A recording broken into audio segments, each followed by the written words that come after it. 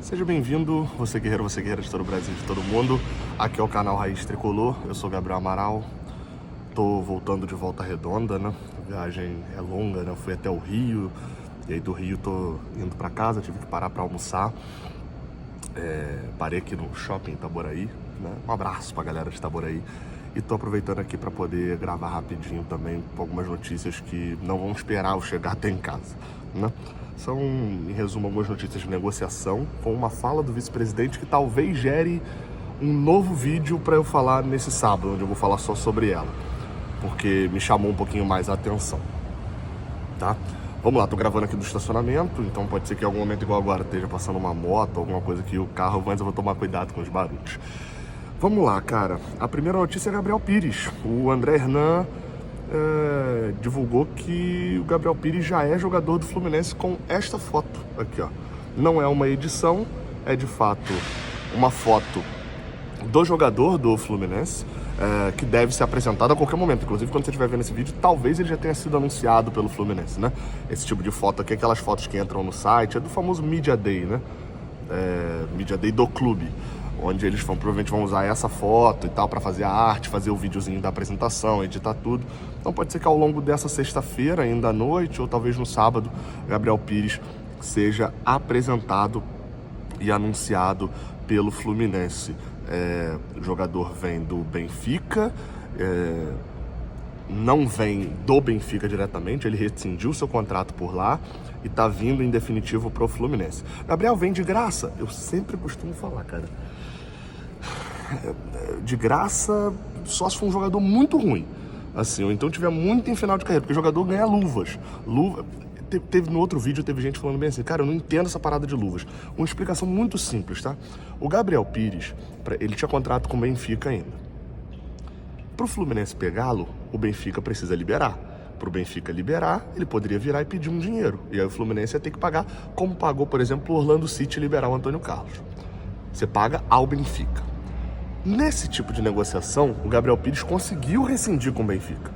Rescindiu, convenceu o Benfica de que o salário que ele ia ganhar até o final do contrato era mais dinheiro do que se eles rescindissem agora e o Benfica liberasse simplesmente ele. E aí o Gabriel Pires, ele assina agora com quem ele quer. Então o dinheiro que seria pago no Gabriel Pires ao Benfica pode ser pago ao próprio Gabriel Pires. Isso é luvas. Marcos Paulo saiu do Fluminense de graça. Ele não foi pro Atlético de Madrid de graça. Ele recebeu essas luvas. Então, só pra vocês entenderem, o Gabriel Pires não vem de graça, tem pagamento de luvas, tá? Mas obviamente que é um valor menor do que se o Fluminense comprasse um jogador do Benfica. Outra informação também sobre jogadores ali já do finalzinho da janela, né, o famoso final da janela agora, é sobre Davi Terãs. Matérias do GE e da Itatiaia Esporte, de que são dois detalhes aí, né? Por isso são duas fontes aqui. Primeiro, o Terãs está praticamente tudo acertado entre Pachuca, entre o Terãs, entre o Fluminense, já está tudo acertado. A galera só não fala abertamente de acerto, etc, porque, querendo ou não, você tem ali que assinar contrato, apresentar para poder garantir tudo. A gente está vendo um pouquinho do que está acontecendo com o Borré lá no Internacional, no Werder Bremen. A última notícia que eu vi, eu não vi nada ontem nem hoje, né, que eu tava viajando e cobrindo o Fluminense, mas a última notícia que eu tinha visto é que o Internacional tinha apresentado o jogador, mas não tinha se acertado com o Werder Bremen, que era quem tinha o empréstimo do jogador. Então, tomando esse cuidado, né, de só apresentar quando for efetivamente tiver tudo certinho, vou esperar o carro sair aqui. Seguindo essa lógica, né, de só apresentar quando tiver tudo certinho,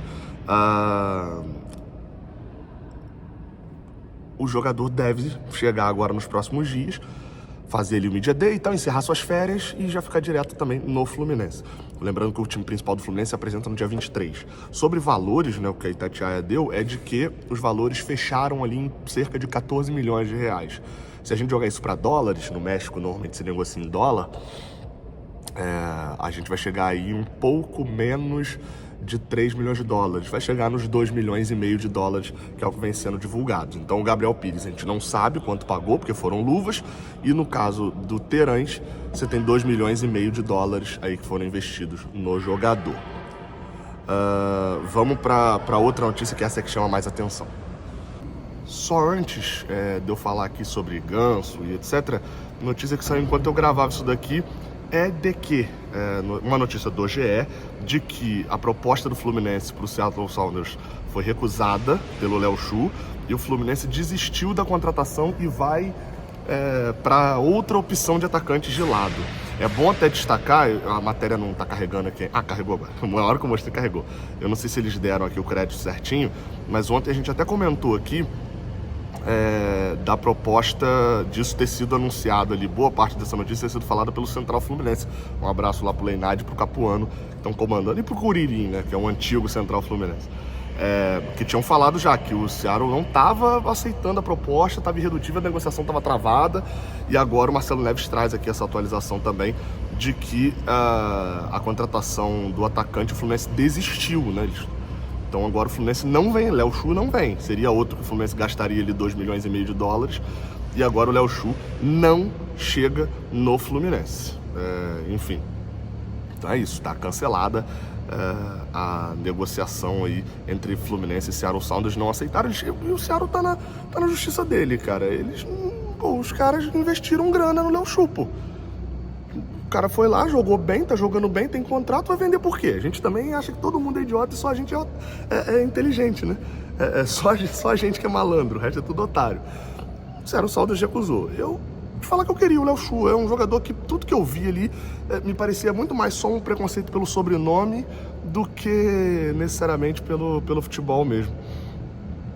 Agora, pra gente poder falar do assunto que eu ia falar antes, né, que era do Paulo Henrique Ganso, teve uma notícia, uma publicação do Thiago Ferreira, que o Thiago Ferreira tem um canal aqui chamado A Hora do Flu, aqui no YouTube, só sobre o Fluminense. Recomendo também, vai lá se inscrever.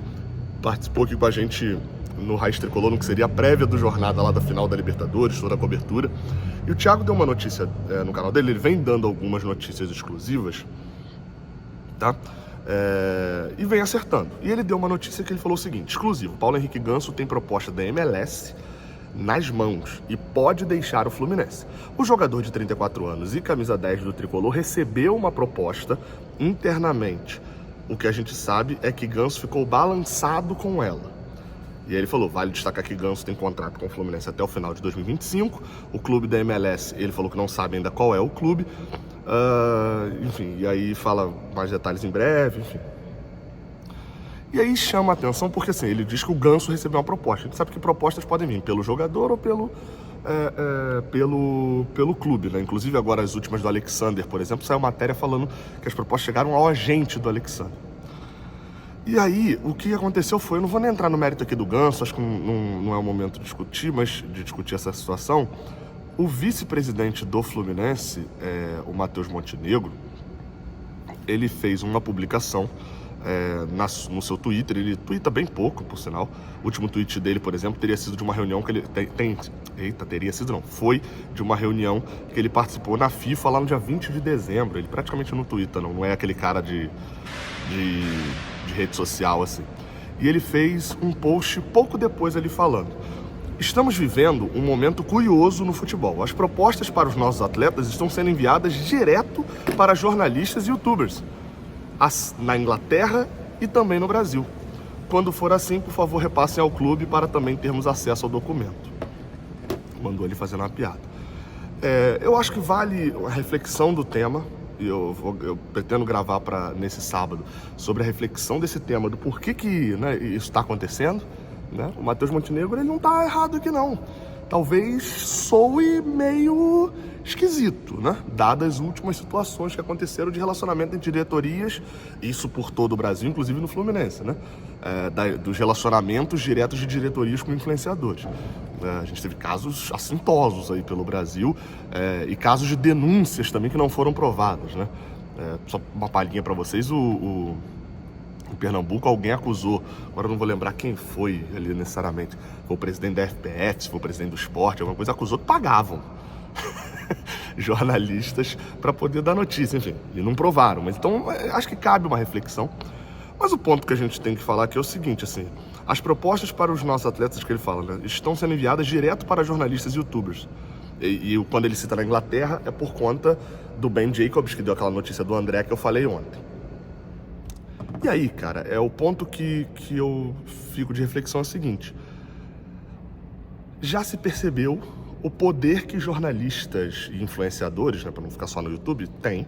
Páginas de Instagram, que pouco se fala também, páginas de Twitter e Instagram, com o caso da Choquei aí agora, muita gente abriu o debate sobre isso no cenário nacional. Isso tem que ser debatido no cenário do futebol também. Página de Instagram, página de Twitter também é um motor muito forte eu vou falar aqui uma palavra parece ruim, tá? Mas não é ruim necessariamente não, pode ser pro lado bom também. Mas de manipulação do torcedor. Você pode manipular para algo positivo, para, por exemplo, fazer uma campanha bizarra de arrecadação que a gente fez também. Mas enfim, a gente tem que ficar de olho nisso tudo. Agora, essas propostas estão sendo enviadas direto, por quê? Porque o empresário tem contato direto. A diretoria se fecha e o empresário tem contato direto. Gabriel, a diretoria tem que falar com o jornalista, o jornalista teria que falar, mas beleza, isso é uma outra história, cada um faz o perfil que quer. Agora, e é um assunto que eu pretendo abordar nesse vídeo amanhã, é muito interessante que nenhuma contratação do Fluminense seja anunciada pelo clube. Toda contratação do Fluminense é anunciada por jornalista. Isso não está dito no que o Matheus Montenegro diz, porque é o modus operandi que o Fluminense trabalha. Então assim, eu não desacredito na proposta que esteja na mão do Ganso, porque às vezes isso foi passado pelo staff do Ganso para o Thiago Ferreira. E aí? E o Ganso nem aceitou, nem levou pro clube. Ou levou pro clube depois, isso pode ter mudado. Enfim, então isso chama a atenção nesse ponto. Mas também não vou falar aqui que tem bater o pé, botar a mão no fogo pelo Thiago Ferreira. Não bota a mão no fogo por ninguém. Bota a mão no fogo quando eu trago a minha informação. Então, nesse caso, mas vale a reflexão. Beleza? Tamo junto. Até a próxima. Valeu.